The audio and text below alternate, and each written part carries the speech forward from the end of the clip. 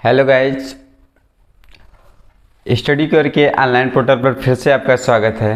जैसा कि मैंने लास्ट वीडियो में आपको फ्लावर्स के पार्ट्स के बारे में मैंने आपको बताया था। तो फ्लावर्स के पार्ट्स में मैंने आपको कैलेक्स, कोरोला, एंड्रोसियम, गैनोसियम ये टोटल 4 पार्ट्स बताए थे। उस टोटल 4 पार्ट्स में मैं आपको ये भी बताया था कि उस चारों पार्ट्स में कौन जो है मेल रिप्रोडक्टिव पार्ट था और कौन फीमेल रिप्रोडक्टिव पार्ट था। तो उन चारों पार्ट्स में जो पहला पार्ट था वो कैलेक्स, जिसे हम बाह्यदलपुंज बोलते थे, और उसकी जो इकाई थी उसे हम बोलते थे सेपल। और जो दूसरा था कोरोला, और उसको बोलते थे दलपुंज, उसकी इकाई थी पेटल, जिसे हम दल बोलते थे। और तीसरा हमारा था एंड्रोसियम, जिसे हम पुमंग के नाम से भी जानते हैं, और वह एंड्रोसियम की जो इकाई होती थी स्टेमन होती थी। और जो चौथा था आपका वो था गैनोसियम, जिसे हम जायांग भी कहते थे, और उसके जो यूनिट्स थी उस यूनिट्स का नाम था कार्पेल या पिस्टिल। तो जनरली हमने आपको ये भी बताया था कि जो एंड्रोसियम होता है वह पुष्प का जो है मेल रिप्रोडक्टिव पार्ट होता है, और जबकि जो आपका जो है गैनोसियम था वो आपका जो है फीमेल रिप्रोडक्टिव पार्ट था। तो जनरली आज हम यहाँ पे मेल रिप्रोडक्टिव पार्ट एंड्रोसियम के बारे में यहाँ पे डिस्कस करेंगे। तो सबसे पहले हम आपको ये बता दें कि जो एंड्रोसियम था, एंड्रोसियम, तो हमने आपको ये बताया था कि जो एंड्रोसियम की जो यूनिट्स थी उस यूनिट्स का नाम था स्टेमन। दैट मीन्स हम ये कह सकते हैं कि एंड्रोसियम की जो यूनिट्स थी वह क्या है, स्टेमन। तो स्टेमन या एंड्रोसियम, इन दोनों का मेन पर्पज क्या होता है, पॉलन ग्रेन्स का फॉर्मेशन करना। तो जो एंड्रोसियम है, एंड्रोसियम से स्टेमन्स का फॉर्मेशन हुआ। अब यही स्टेमन्स आगे चल के जो है फॉर्मेशन करेगा एंथर का, आगे चल के जो है फॉर्मेशन करेगा एंथर का। और यही एंथर में जब डिफरेंट टाइप के स्ट्रक्चर, जब डिफरेंट टाइप के इसमें चेंजेस होते हैं तो आगे चल के वो जो है फॉर्मेशन करता है पॉलन ग्रेन्स।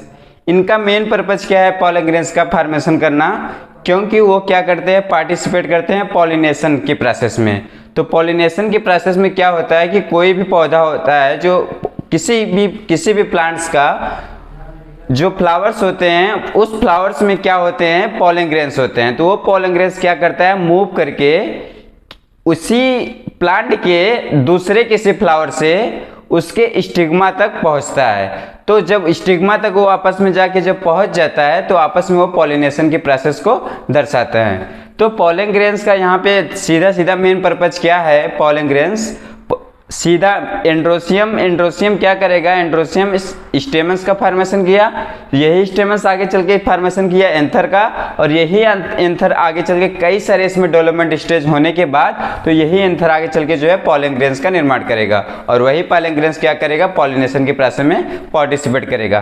तो अगर हम स्ट्रक्चर ऑफ स्टेमन्स की बात करें तो स्टेमन्स में क्या होता है कि जो उसमें टोटल 2 लोब होते हैं, उन दोनों लोबों को जोड़ने का काम करता है कौन, कनेक्टिव टिश्यू। ये कनेक्ट क्या करता है, ये दोनों लोबों को जोड़ने का काम करता है। और इसमें एक स्ट्रैंड लाइक स्ट्रक्चर होती है जिसे हम बोलते हैं फिलामेंट, जिसे हम तंतु के नाम से जानते हैं। ये फिलामेंट्स क्या करता है, इन दोनों लोब्स को जोड़ने का काम करता है। और ये जो दोनों लोब्स होते हैं इनके चारों ओर क्या होते हैं, एंथर्स पाए जाते हैं टोटल। तो ये एंथर्स क्या करेंगे, अब हम इन एंथर का जो है टीएस देखते हैं कि इस एंथर जब टीएस हम काटते हैं तो उसमें क्या परिवर्तन होते हैं। अगर हम टीएस ऑफ मैच्योर एंथर्स की बात करें तो इसमें कई सारे परिवर्तन होते हैं। अब कई सारे परिवर्तन में देखिए, सबसे पहले सबसे बाहर की ओर जो आउटर कवरिंग आपको दिख रहा है, इस आउटर कवरिंग को हम नाम देते हैं एपिडर्मिस। जैसा कि मैंने आपको बताया था कि जो सबसे आउटर कवरिंग होती है किसी भी सेल्स की उसे बोलते हैं एपिडर्मिस। तो आपको जैसा कि स्ट्रक्चर में आपको यहाँ पे दिख रहा है, ठीक। फिर उसके बाद इसके थोड़ा सा नीचे जो है पाया जा रहा है क्या, आपका इंडोथीसियम। इंडोथीसियम क्या होता है, एपिडर्मिस के ठीक नीचे वाला जो है भाग होता है। फिर उसके बाद जो है जो बीच में जो है भाग जो पाया जाने वाला भाग है उसे हम बोलते हैं क्या, वैस्कुलर बैंड्स। तो वैस्कुलर बैंड्स क्या करता है, एक तरह से एक बाइंड्स करने का काम करता है सेल्स को। वैस्कुलर बैंड्स में आपके जैसे सब जाइलम और फ्लोएम ये वैस्कुलर टिश्यू की अगर हम बात करें तो उसमें जनरली दो आते हैं, एक आपका आता है जो है जाइलम आता है और दूसरा आता है फ्लोएम। तो जाइलम क्या करता है, वो प्लांट से मिनरल्स को एब्जॉर्ब करके फ्लोएम को देता है। तो फ्लोएम क्या करता है, सनलाइट के प्रेजेंस में फूड का फॉर्मेशन करके जाइलम को भी देता है और फ्लोएम को भी, फ्लोएम अपने पास भी रखता है। तो एक तरह से ये दोनों क्या कर रहे हैं, जाइलम फ्लोएम आपस में सिम्बियोटिक रिलेशनशिप को शो कर रहे हैं। तो ये आपका जो है वैस्कुलर बैंड्स हो गया। फिर उसके नीचे जो ये कवरिंग आपको स्ट्रक्चर दिख रही है वैकेंट प्लेस, इसको बोलते हैं पॉलन सेक। और आगे चल के जो एंथर था आपका वही जो है फॉर्मेशन करता है किसका, मतलब एक तरह से जो आपका पॉलन सेक है, पॉलन सेक के अंदर क्या होते हैं आपके पॉलन ग्रेन्स। अब ये पॉलन ग्रेन्स का जब फॉर्मेशन हो गया है तो यही पॉलन ग्रेन्स आगे चल के जो है क्या करेंगे, पॉलिनेशन की प्रोसेस में पार्टिसिपेट करेंगे। तो ये स्ट्रक्चर था आपका टीएसआ मैच्योर एंथर। तो एग्जाम में क्वेश्चन पूछ लिया जाता है आपसे, एनसीईआरटी के अकॉर्डिंग पूछ लिया जाता है, चाहे सीबीएसई बोर्ड हो चाहे यूपी बोर्ड हो। तो उसमें क्वेश्चन ये पूछता है कि जो है TS a mature anther, draw the structure of TS a mature anther, इस तरह जो है क्वेश्चन पूछ सकता है। या क्वेश्चन जो है दूसरे टाइप से भी पूछ सकता है, draw the structure of mature anther after the dehiscence के बाद, ये भी क्वेश्चन पूछ सकता है। तो जैसा भी क्वेश्चन आपसे पूछा जाए आप जो है आंसर जो है इसी फिगर को बनाएंगे। तो जनरली एग्जाम में जो है क्वेश्चन पूछा जाता है जो 2 नंबर का, इसी से क्वेश्चन पूछा जाता है। तो ये था आपका जो है टीएसआ मैच्योर एंथर, ठीक है। तो यहाँ पे मेन पर्पज क्या था, एंड्रोसियम का मेन पर्पज आने का मेन पर्पज ये था कि पॉलन ग्रेन्स का फॉर्मेशन करे, ठीक है। तो यहाँ पे पॉलन ग्रेन्स का फॉर्मेशन हो गया। अब हम जनरली अगर हम बात करें, ठीक है, ये तो टोटल एंड्रोसियम के पार्ट हो गए। तो अगर हम इसके स्टेप्स की बात करें तो ये एंड्रोसियम क्या कर रहा है, सबसे पहले हमने आपको ये बताया एंड्रोसियम जो यूनिट है उसे बोलते हैं क्या, स्टेमन। और स्टेमन की यूनिट क्या है, अभी हमने स्टेमन से किसका फॉर्मेशन हो रहा है, एंथर। और यही एंथर जो है आगे चल के किसका फॉर्मेशन कर रहा है, पॉलन ग्रेन्स, ठीक है। तो ये हो गया आपका जो है, यहाँ पे मेन पर्पज क्या था, पॉलन ग्रेन्स का फॉर्मेशन करना। जैसे कि आप स्ट्रक्चर के माध्यम से देख रहे हैं, टीएसआ मैच्योर एंथर, यहाँ पे जो है पॉलन ग्रेन्स का फॉर्मेशन हो गया है, ठीक है।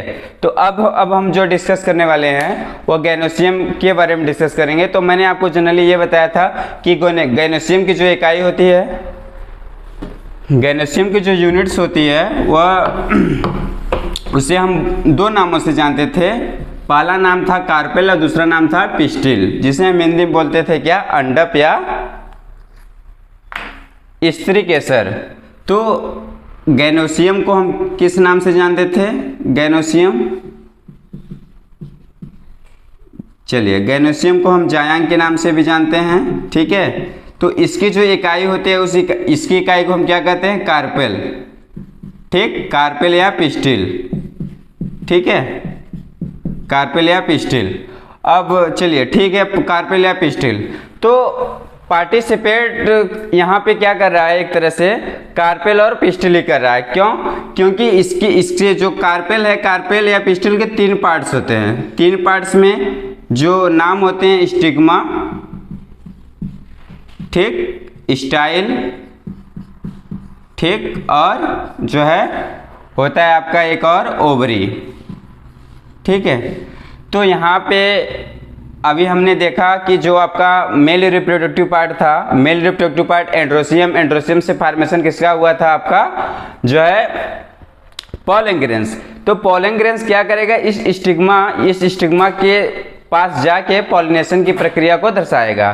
तो ये एक तरह से पार्टिसिपेट करेगा कहाँ पे, पॉलिनेशन के प्रोसेस में। और यही ओवरी आगे चल के फॉर्मेशन करेगा किसका, फ्रूट्स का फॉर्मेशन करेगा, फ्रूट्स। और इस ओवरी के अंदर होते हैं क्या, ovule.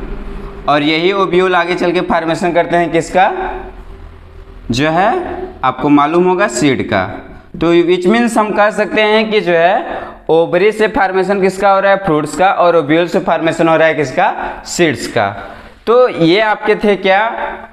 Male reproductive part and female reproductive part of flower. ठीक है, तो फ्लावर में आपने देखा कि पुमंग और जायांग गैनोसियम कहिए या एंड्रोसियम कहिए, तो ये दोनों पार्ट्स क्या करते हैं? आपस में पार्टिसिपेट करके पॉलिनेशन के प्रोसेस को दर्शाते हैं।